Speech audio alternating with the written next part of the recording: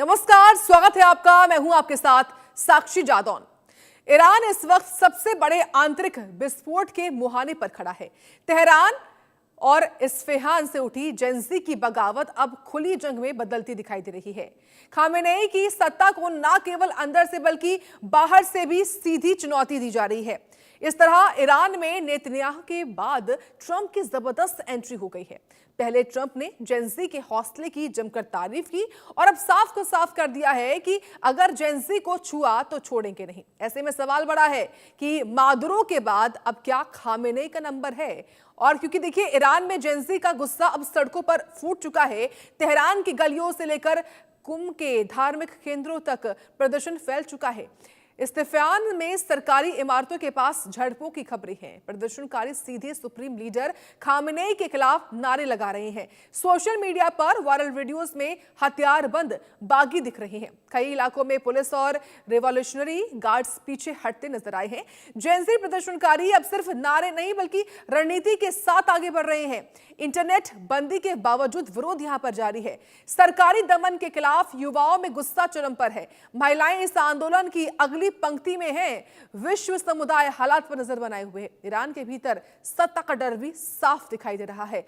हर शहर में तनाव है, हर सड़क पर सवाल है। यह सिर्फ प्रदर्शन नहीं, सत्ता को खुली चुनौती है। ईरान अब निर्णायक मोड़ पर खड़ा हुआ है। तो देखिए, ईरान में संग्राम लगातार जारी है। ईरान में जारी संग्राम और जो तेहरान है वो इस वक्त जल रहा है। आपको बताएं कि तेहरान, कुम, इस्फहान में उग्र प्रदर्शन हो रहे हैं। जेंजी की अगुवाई में ये आंदोलन है। खामेनेई के खिलाफ सीधे नारे हैं। इंटरनेट बंद है, फिर भी विरोध जारी है।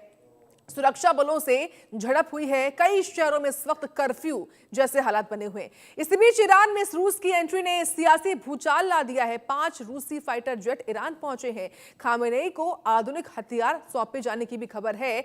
इससे साफ है कि सत्ता संघर्ष अब अंतर्राष्ट्रीय रंग ले चुका है। प्रदर्शनकारियों के हाथों में AK-47 दिखने से हालात और गंभीर हो गए हैं। ईरानी सरकार इसे विदेशी साजिश बता रही है, लेकिन सड़कों पर मौजूद जेंजी इसे आजादी की लड़ाई कह रहे हैं। वेनेजुला में मादुरो का तख्ता पलट अभी ताजा उदाहरण है। अब वही पैटर्न ईरान में दोहराया जा रहा है। खामेनेई की सत्ता अंदर से हिल चुकी है। सेना के भीतर भी बेचैनी की खबरें हैं। रूस का समर्थन खामेनेई के लिए आखिरी सहारा माना जा रहा है, लेकिन जन आक्रोश के सामने हथियार कब तक टिकेंगे? ईरान का भविष्य अब सड़कों पर तय हो रहा है।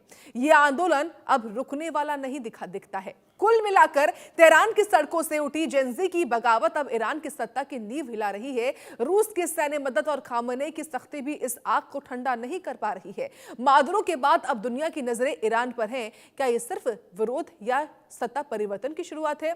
2026 की जंग की लपटें अब मिडिल ईस्ट को घेर चुकी हैं और उसका उदाहरण लगातार हमने आपको दिखाया भी। तो देखिए, मादुरो के बाद अब खामेनेई का नंबर है क्या?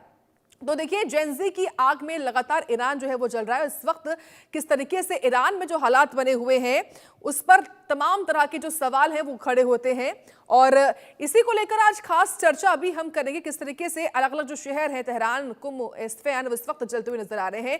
खास मेहमान हैं, डिफेंस एक्सपर्ट हैं colonel retired TP Tyagi ji.